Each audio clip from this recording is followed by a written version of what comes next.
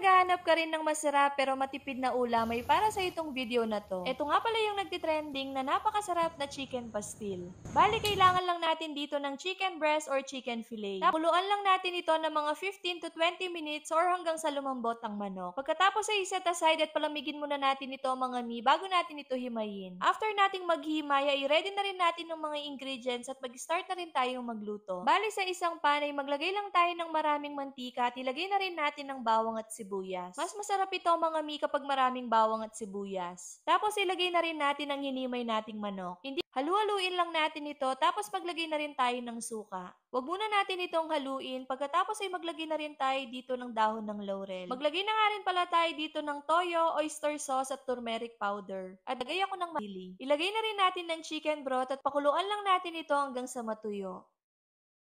Ayan, kapag ganito na mga mi ay luto na ang ating chicken pastil. Grabe, sobrang sarap nito mga mi kaya subukan nyo na rin.